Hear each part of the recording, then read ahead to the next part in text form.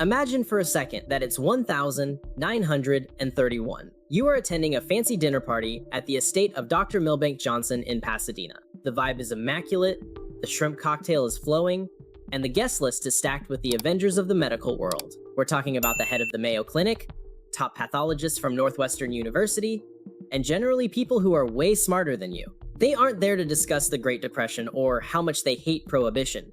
They are there to honor one man, Royal Raymond Rife. Why? Because, according to the whispers in the room, this guy just figured out how to end all human disease. Now, usually, when someone claims they can cure everything from cancer to the common cold with a magic machine, they are usually trying to sell you snake oil out of a van. But Rife wasn't some random dude with a Facebook conspiracy group. He was a legitimate technology wizard. He was building optical instruments for the US government and Zeiss Optics. He was the Tesla of biology. The medical elite at this dinner believed Rife had done the impossible. He hadn't just found a treatment, he had found a kill switch for viruses. But here is the trillion-dollar question. If the smartest guys in the 1930 seconds threw a literal party to celebrate the end of disease, why are we still dealing with it almost 100 years later? If you think this is just a story about bad science, buckle up, because we are about to uncover a conspiracy involving poison, bribes, and a guy who might be the biggest villain in medical history. The answer isn't that the machine didn't work. The answer might be that it worked too well. But to understand how we lost the cure, we first have to understand the impossible gadget that started it all. The Universal Microscope. Okay, quick science lesson. But the cool kind, not the kind where you fall asleep in third period. In the 1920 seconds, if you wanted to look at a bacteria or a virus under a microscope, you had a major problem. You had to kill it first. Standard microscopes needed chemical stains and dyes to make the invisible little critters show up. The problem is, acid and dye tend to be remarkably bad for your health. So scientists were basically studying the autopsy photos of germs, not the germs themselves. They had no idea how these things behaved when they were actually alive and partying in your bloodstream. Rife thought this was stupid. He wanted to see viruses in their natural habitat, the real housewives of the microscopic world, unedited and live. So he built the Universal Microscope. This thing was a beast. It had 5,682 parts. It looked like a submarine periscope had a baby with a laser cannon. Here is the genius part. Instead of killing the viruses with chemicals, Rife used light. He figured out a way to bounce light through quartz prisms to match the natural frequency of the virus. It's called heterodyning. Basically, he made the viruses glow in their own unique color, like they were at a rave. This was revolutionary. Rife was the first human being to reportedly see a live virus. While everyone else was using the scientific equivalent of a hammer, Rife was using a sniper scope. But here is the thing. Rife noticed that every organism vibrated at a specific frequency. It had a signature tune, and Rife realized something terrifyingly simple. If you can find the note a virus is singing, you can sing it back, but louder. Think of an opera singer shattering a wine glass with her voice. Rife looked at his glowing viruses and thought, I wonder if I can do that to cancer? So Rife went from watcher to destroyer. He took the concept of the opera singer and turned it into a weapon system. He called it the Mortal Oscillatory Rate, MOR. It sounds like a heavy metal band, but it was actually pure physics. Here is the best way to explain it without melting your brain. Imagine a kid on a swing set. If you push the kid at the exact right moment, the right frequency, they go higher and higher. If you push at the wrong time, you just awkwardly bump into them, and nothing happens. Rife figured out the exact push timing for every major disease. Tuberculosis, E. coli, strep. He built a machine called the beam ray. It was basically a fancy radio transmitter that blasted these specific frequencies through a plasma tube. When the beam hit the patient, nothing happened to them. Why? Because human cells are like a sturdy concrete building, vibrating at a low, slow hum. Bacteria and viruses are like crystal glasses, vibrating at a high, fragile pitch. You can shatter the glass without scratching the building. Rife spent years cataloging these death frequencies. He was basically making a Spotify playlist where every track murdered a different pathogen. And the best part? No surgery, no pills, no side effects. You just sit in front of a light tube for 3 minutes, and the bad guys turn to mush. It sounds like sci-fi, right? Like something from Star Trek? Well, Rife decided to stop playing with petri dishes and test it on the scariest thing known to man, terminal cancer.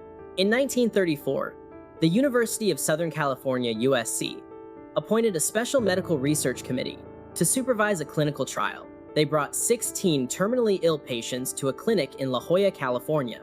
These poor souls were considered hopeless cases by the medical establishment. Rife wheeled in his beam ray. The doctors watched. The clock started ticking. What happened next would either change the world or send Rife to the loony bin. The 1,934 clinic wasn't exactly a high-tech facility. It was basically a summer home filled with dying patients and Rife's humming light tube. The treatment protocol was almost insultingly simple. The patients sat in front of the beam ray for 3 minutes every 3 days. That's it. That's the whole treatment. The doctors from USC were skeptical. They were used to cutting, burning, and poisoning cancer. This light bath seemed too easy. But then, the days turned into weeks. Tumors started shrinking. Vital signs improved. The patients who were bedridden started walking around and asking for seconds at dinner. After 70 days, the committee made their final evaluation. Out of the 16 hopeless terminal patients, 14 were declared clinically cured. The remaining 2 needed a slight adjustment to the frequency. 4 weeks later, they were cured too. Let that sink in. A 100% success rate on terminal cancer. In 1934, this should have been the biggest news since the invention of the wheel. Rife should have been on the cover of Time magazine. Hospitals should have been mass-producing these machines immediately. But instead of a Nobel Prize, Rife got a visit from a man named Morris Fishbein. And let's just say, Morris wasn't there to offer congratulations. Morris Fishbein was the head of the American Medical Association, AMA. And if Rife was the hero of this story, Fishbein was the guy tying the damsel to the train tracks while twirling his mustache. Fishbein didn't care about science. He cared about control. He saw Rife's machine and didn't see a cure. He saw a threat to the entire medical business model. Or, he saw something he could steal. Morris Fishbein was a man who understood one simple truth. Medicine is a business, and business is good. Under his leadership, the AMA went from a polite club of doctors to a powerful trade union that dictated what was real medicine and what was quackery. And the difference usually depended on whether you paid your dues to Morris. Fishbein flew out to San Diego to meet Rife. The details of the meeting are legendary in conspiracy circles. The story goes that Fishbein made Rife an offer he couldn't refuse. He wanted to buy into the company. He wanted the rights. Basically, he wanted a piece of the action. Now, a smart businessman would have taken the deal. With Fishbein's backing, the beam ray would be in every hospital in America within a year. Rife would be rich, famous, and the savior of humanity. But Rife was a stubborn, idealistic nerd. He hated the idea of his life-saving tech being controlled by a bureaucrat. He reportedly told Fishbein to go kick rocks. This was a mistake. You see, curing cancer is great for humanity, but it's terrible for business. As the cynical saying goes, a patient cured is a customer lost. If Rife's machine worked, it would wipe out the need for expensive surgeries, x-rays, and drugs. He wasn't just disrupting an industry, he was nuking its profit margin. Rife thought he had won the moral victory. He had no idea that he had just declared war on a man who could destroy a career with a single phone call. Almost immediately, strange things started happening. The glowing reviews of Rife's work started to vanish. The doctors who had praised him suddenly got very quiet. It was the 1,930 seconds version of being canceled, but with more lawsuits and actual theft. The 100% cure data? It began to disappear. The coordinated attack was about to begin, and it wouldn't be subtle. If you are a fan of conspiracy theories, this is the part where you grab your tinfoil hat. Because suddenly, Rife's life turned into a series of misfortunes so specific, they felt scripted. First, a lawsuit hit. An engineer Rife worked with sued the Beam Ray Corporation. This forced Rife to stop research and spend every dime he had defending himself in court. It was a classic drain the bank account strategy. But while Rife was distracted by lawyers, someone broke into his laboratory. Now, usually, thieves steal money or expensive equipment. This thief, he stole specific components from the Beam Ray machines. He didn't take the whole thing. He just took the parts that made it work. It was surgical. He left the machines looking normal, but totally useless. It was sabotage, plain and simple. Then came the fire. The Burnett lab in New Jersey was in the middle of independently validating Rife's work. They were about to announce to the East Coast that Rife was the real deal. But oops, the lab burned to the ground. All the records? Ash. And finally, the heavy hitter, Dr. Milbank Johnson. Remember the guy who threw the dinner party? He was Rife's biggest champion and the man holding the proof of the 1,934 success rates. He was about to release the official report. Then, he died. Suddenly, and the report? It vanished. It was never found. With his money gone, his lab sabotaged, and his allies dead or silenced, Rife was on the ropes. But the AMA wasn't done. They were about to make it illegal for anyone to even talk about his machine. The final blow wasn't physical, it was bureaucratic. The AMA announced that no doctor using Rife's device would be allowed to practice medicine. They threatened to revoke licenses, and just like that, the cure for cancer became radioactive. It turns out that bravery in the medical field has a price tag, and in the 1,940 seconds, that price was your career. The same doctors who had toasted Rife at that fancy banquet, they suddenly developed collective amnesia. Dr. James Couch was one of the only guys who refused to fold. He kept using the machine because, well, it worked. He told a court, "I had a patient with a stomach tumor the size of a grapefruit. After Rife's treatment, it was gone." The court's response? They didn't care. The narrative had already been set. Rife was a fraud, and his machine was a toy. Rife didn't handle this well. He was a brilliant scientist, not a PR crisis manager. Watching his life's work get dismantled by a guy who probably couldn't even spell oscillatory broke him. He decided to cope in the most traditional way possible: heavy alcoholism and sleeping pills. The Beamray Corporation went bankrupt. The microscopes were sold for scrap metal. The meticulously recorded datasheets were used as kindling or lost to the trash. It was the intellectual equivalent of burning the Library of Alexandria. But instead of ancient scrolls, it was the cure for cancer. By the 1,950 seconds, Rife was a ghost. He died in 1971, penniless and bitter, at a hospital in El Cajon. His death certificate listed alcoholism. But here is the twist. The technology didn't die with him. You see, you can burn papers and smash tubes, but you can't kill an idea. While the AMA was busy high-fiving themselves for protecting the public and their revenue streams, blueprints of Rife's machine were being secretly copied and passed around like underground mixtapes. If Rife's story had ended in 1971, this video would just be a sad tragedy about a guy who drank too much. But thanks to the invention of the internet, Rife became the patron saint of the garage biohacker. In the 1,980 seconds and 90 seconds, obscure books like The Cancer Cure That Worked started circulating. Engineers looked at Rife's leaked schematics and realized they weren't magic. They were just advanced radiophysics. People started building their own Rife machines at home. It became an underground hobby, like brewing craft beer, but for treating Lyme disease. But here is the problem. Rife's original machine was incredibly complex. It used a plasma tube and very specific high-voltage frequencies. The modern knockoffs? Not so much. A lot of the devices sold online today are basically fancy glorified pedometers that beep. This created a chaotic Wild West. You had genuine engineers trying to replicate the lost 1,934 tech, and you had scammers selling blinking boxes for $5,000 to desperate people. And naturally, this caught the attention of the FDA.